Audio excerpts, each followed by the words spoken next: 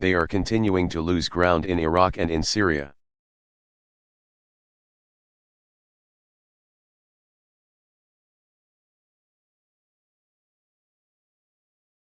And later today, I'll be meeting with Prime Minister Abadi of Iraq to discuss the need to sustain that momentum.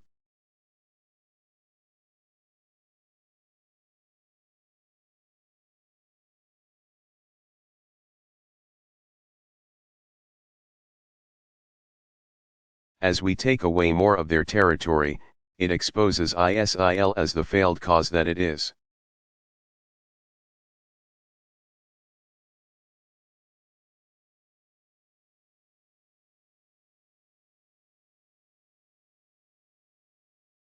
And it helps to undermine their ideology.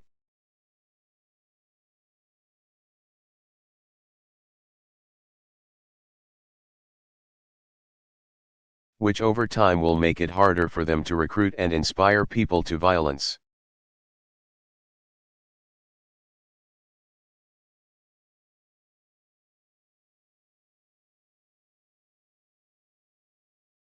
And we're going to continue to enlist tech companies and community and religious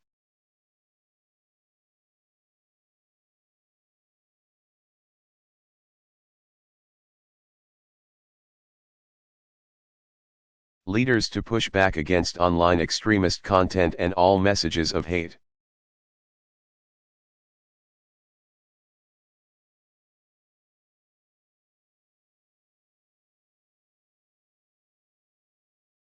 At moments like this, I think it's important to remember what terrorists and violent extremists are trying to do.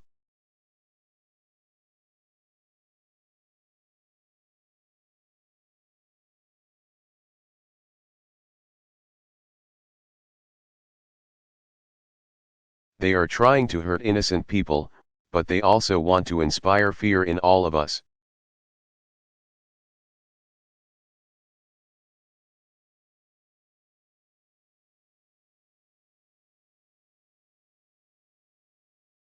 And disrupt the way we live, to undermine our values.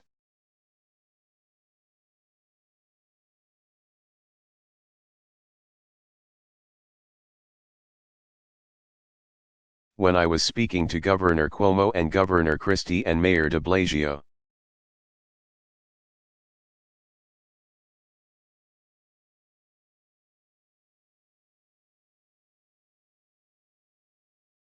one point that they all made is, folks around here, they don't get scared.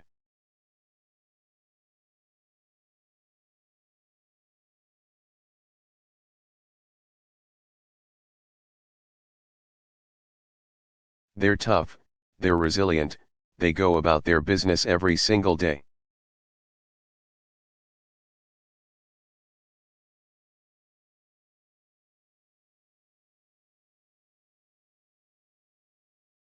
And that kind of toughness and resoluteness, and a recognition that neither individuals nor organizations like ISIL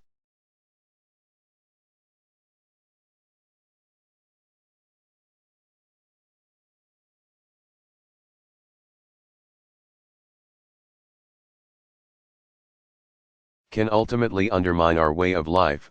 That's the kind of strength that makes me so proud to be an American.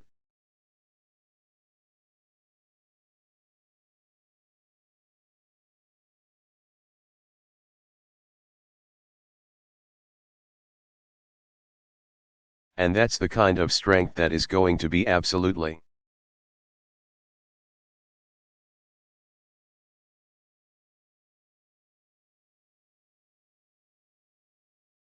critical, not just in the days to come but in the years to come.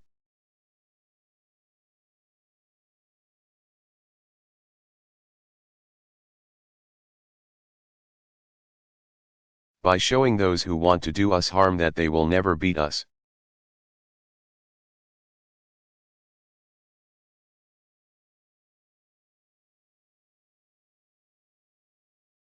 By showing the entire world that as Americans we do not, and never will, give in to fear.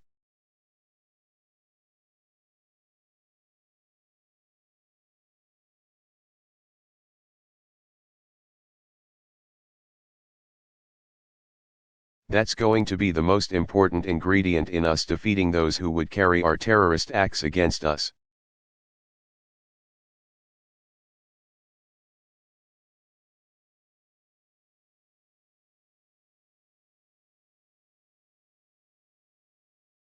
Thank you very much, everybody.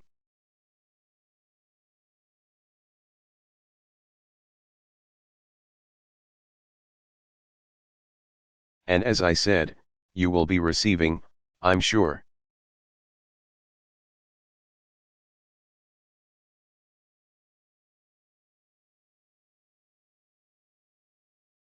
Ongoing briefings from both the FBI and local law enforcement in terms of the details of the investigation.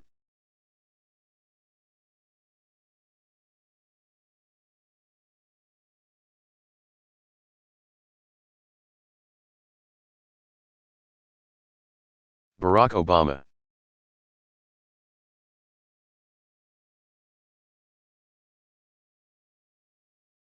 On authorization of Odyssey Dawn, Ltd. Military action in Libya.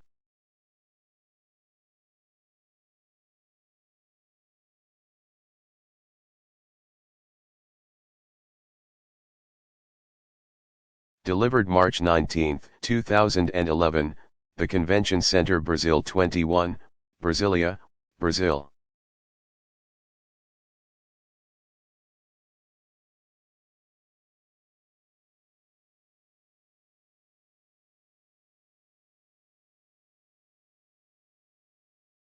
Good afternoon, everybody.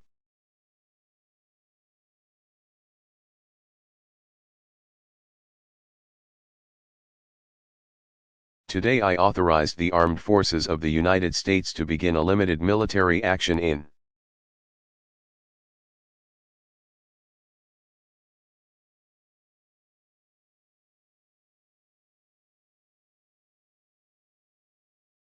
Libya in support of an international effort to protect Libyan civilians. That action has now begun.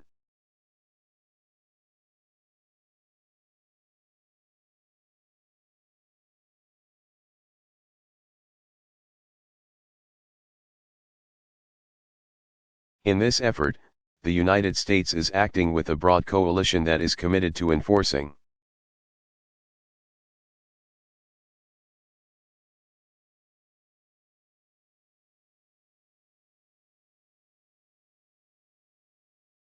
United Nations Security Council Resolution 1973, which calls for the protection of the Libyan people.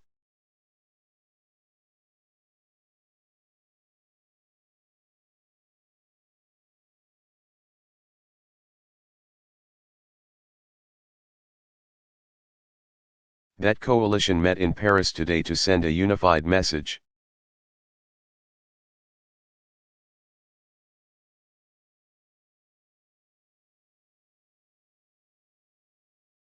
And it brings together many of our European and Arab partners.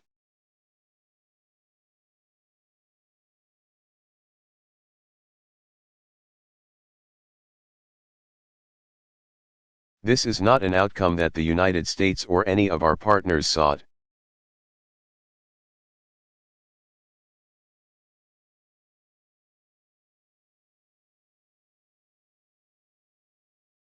Even yesterday, the international community offered Muammar Gaddafi the opportunity to pursue an immediate ceasefire.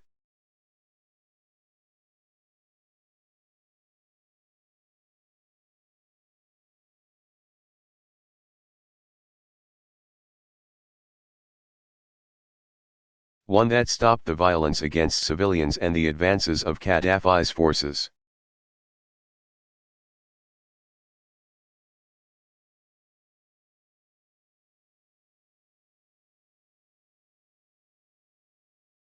But despite the hollow words of his government, he has ignored that opportunity.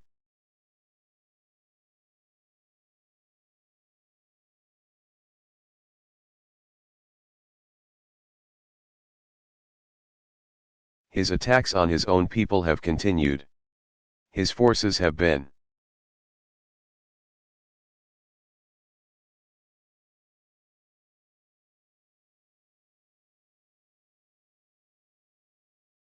on the move. And the danger faced by the people of Libya has grown.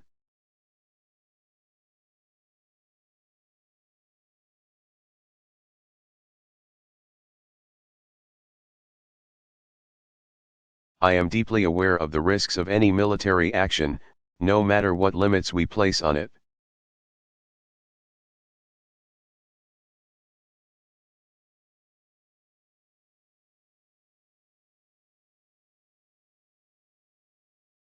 I want the American people to know that the use of force is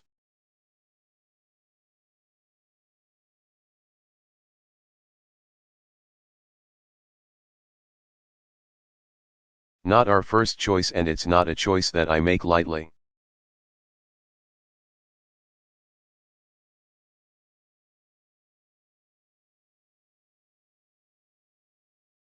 But we cannot stand idly by when a tyrant tells his people that there will be no mercy.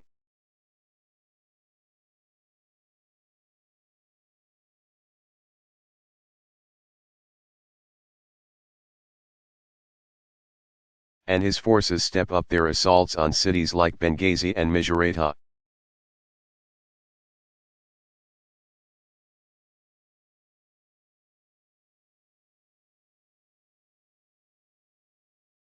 Where innocent men and women face brutality and death at the hands of their own government.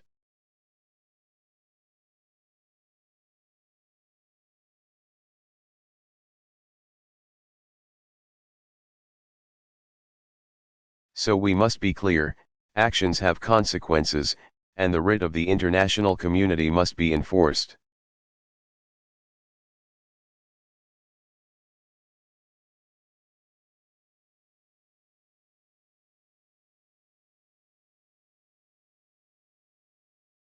That is the cause of this coalition.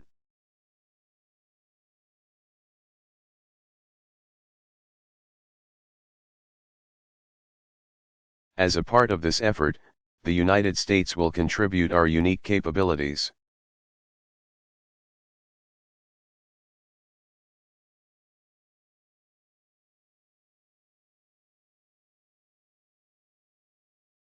At the front end of the mission to protect Libyan civilians.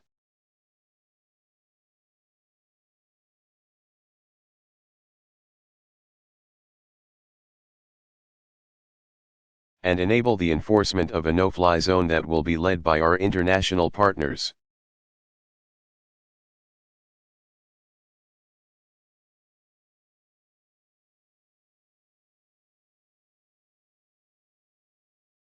And as I said yesterday, we will not, I repeat.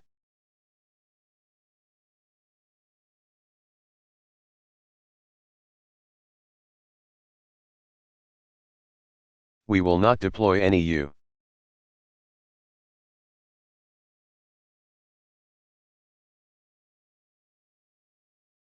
S troops on the ground.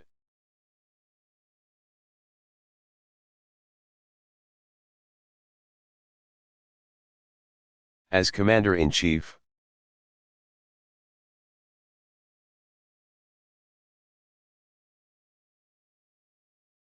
I have great confidence in the men and women of our military who will carry out this mission.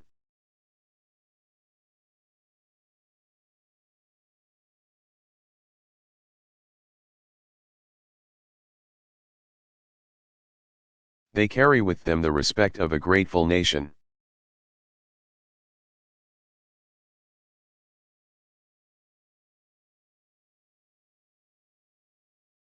I'm also proud that we are acting as part of a coalition that includes close allies and partners who are prepared.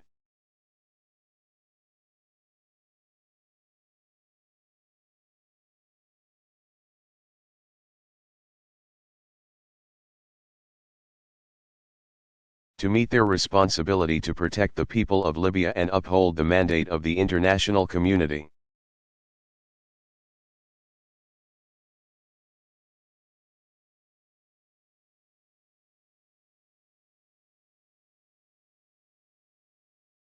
I've acted after consulting with my national security team, and Republican and Democratic leaders of Congress.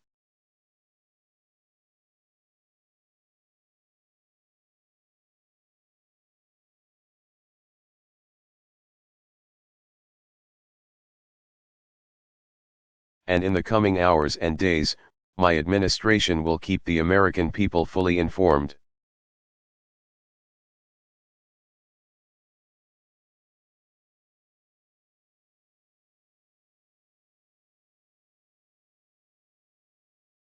But make no mistake, today we are part of a broad coalition.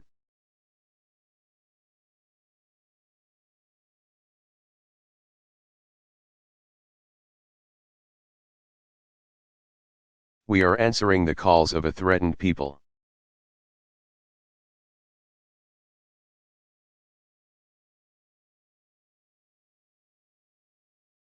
And we are acting in the interests of the United States and the world.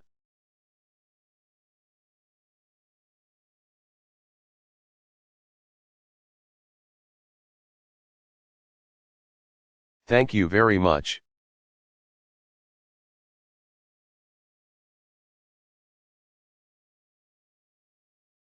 Barack Obama.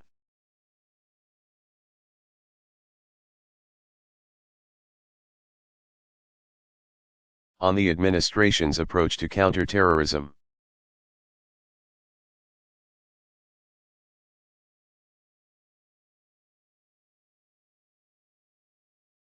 Delivered December 6, 2016, MacDill Air Force Base, Tampa, Florida.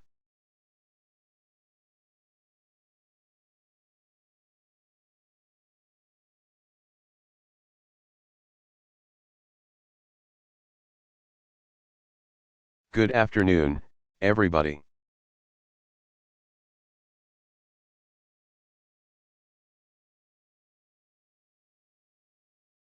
I was just told that was going to be the last hail to the chief on the road, and it got me kind of sentimental.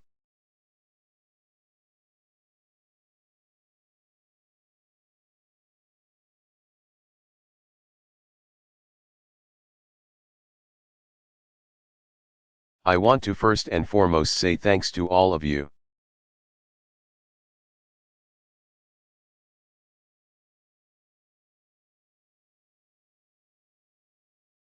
Just before I came here, I was able to visit with some of the men and women from MacDill Air Force Base.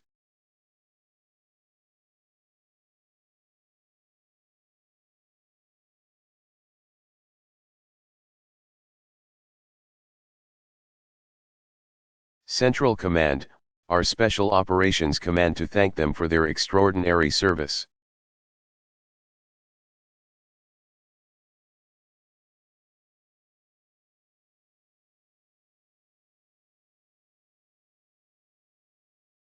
And so to you and your families, and to the extended family of American service members.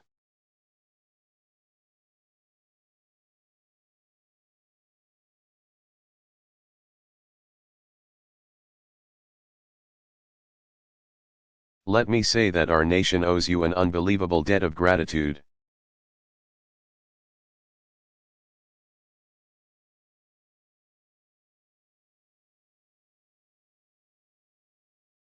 We are grateful for you, and will be praying for you over the holidays.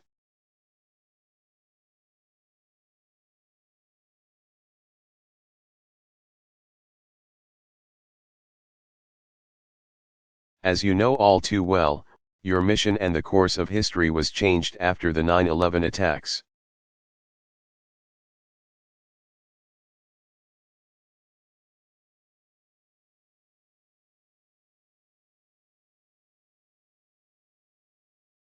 By the time I took office, the United States had been at war for 7 years.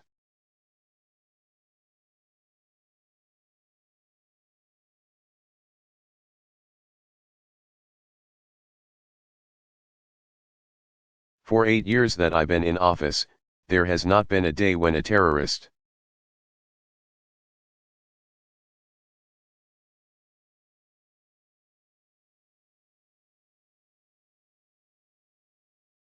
organization or some radicalized individual was not plotting to kill Americans.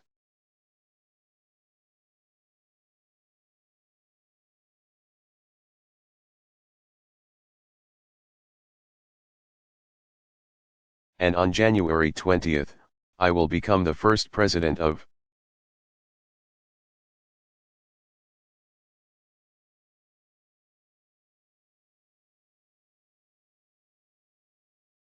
the United States to serve 2 full terms during a time of war.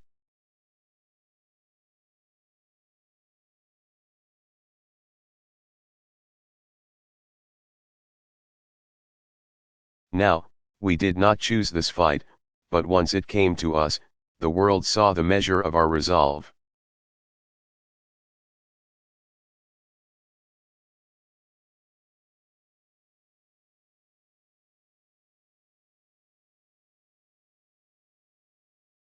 The most solemn responsibility for any president is keeping the American people safe.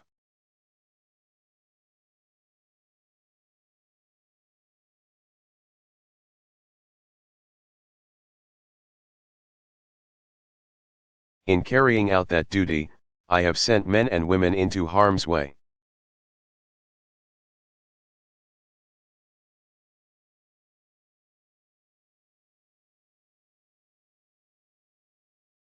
I visited troops around the globe.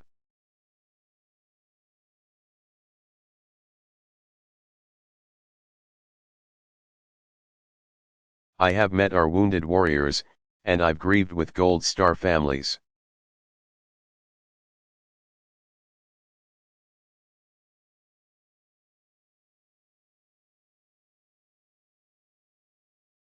I know better than most that it is because of your service and your sacrifice that we have been able.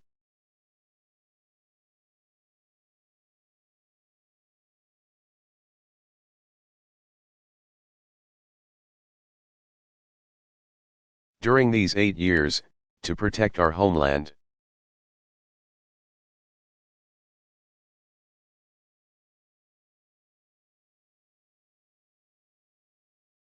To strike crippling blows against terrorist networks, and fortify our friends and our allies.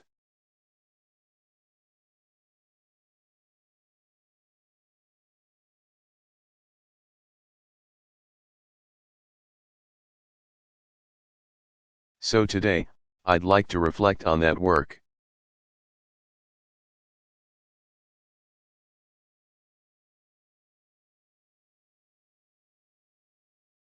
And talk about the foundation that we will leave for the next administration.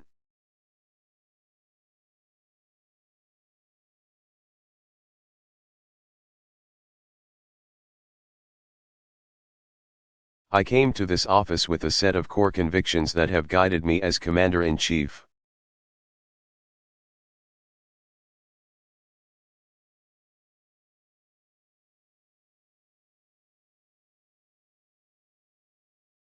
I believe that the United States military can achieve any mission that we are.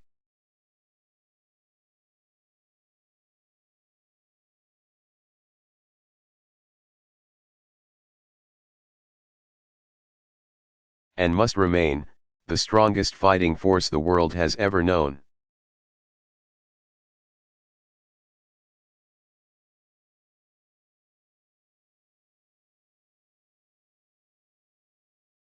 And these convictions guided the policies we pursued both in Iraq and Afghanistan.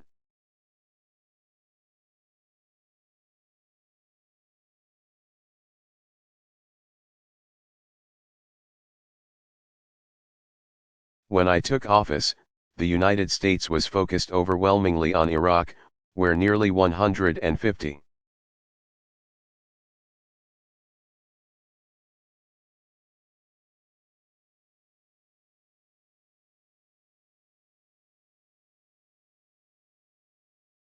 000 American troops had spent years fighting an insurgency and helping to build a democratic government.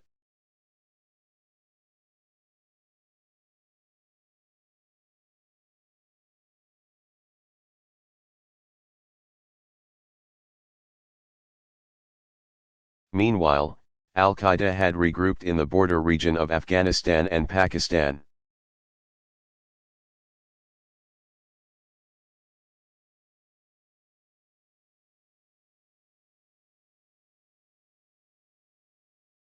And was actively planning attacks against our homeland.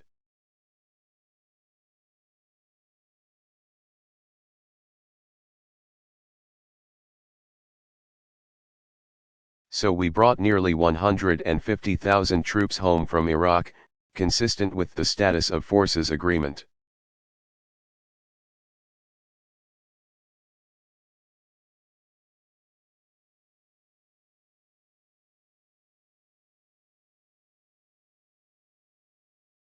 Negotiated by the previous administration, and we surged our efforts along with our allies in Afghanistan.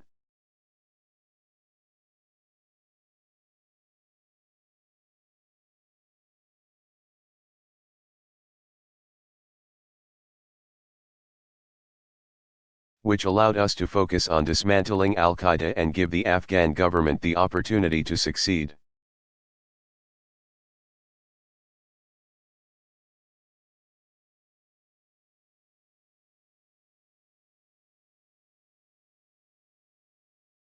And this focus on Al-Qaeda, the most dangerous threat to the United States at the time, paid dividends.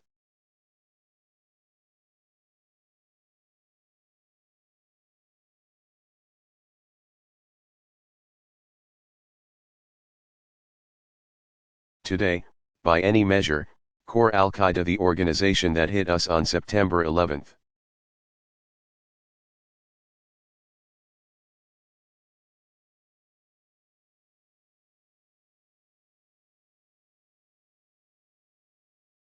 Is a shadow of its former self.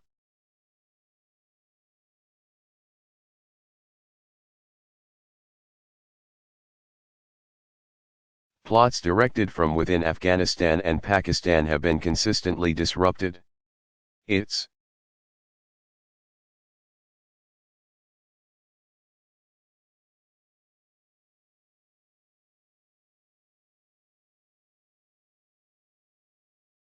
leadership has been decimated. Dozens of terrorist leaders have been killed. Osama bin Laden is dead.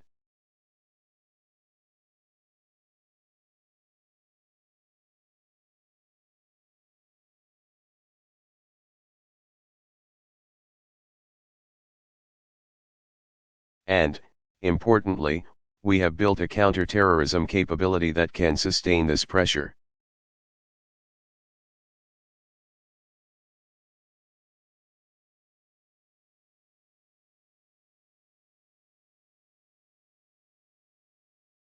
Against any terrorist network in South Asia that might threaten the United States of America.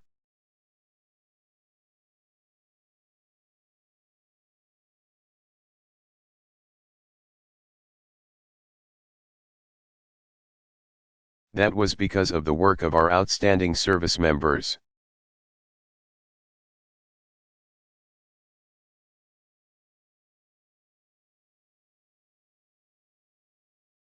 Moreover, that early decision to strengthen our efforts in Afghanistan allowed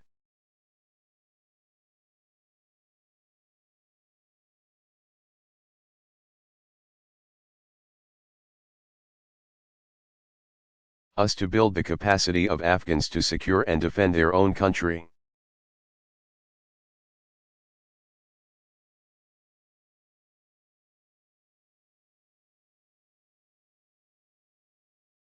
So today, there are less than 10,000 American troops in Afghanistan.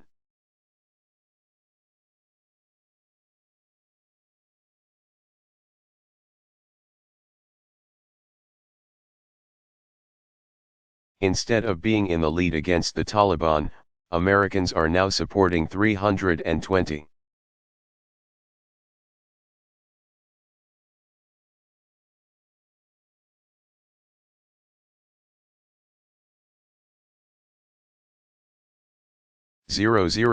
Afghan security forces who are defending their communities and supporting our counter-terrorism efforts.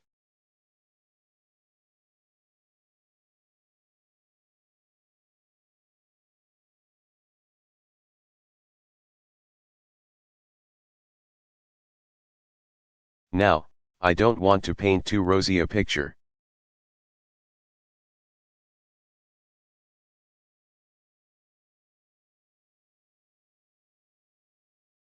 The situation in Afghanistan is still tough.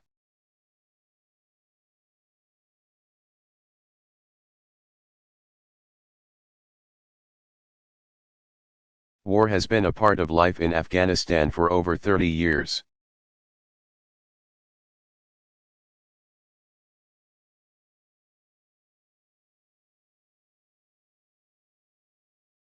and the United States cannot eliminate the Taliban or end violence in that country.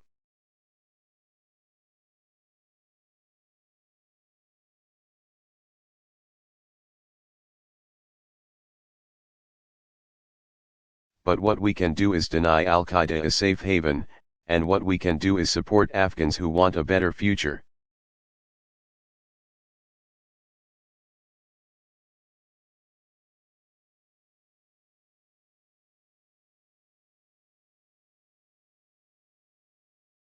Which is why we have worked not only with their military, but we backed a unity government in Kabul.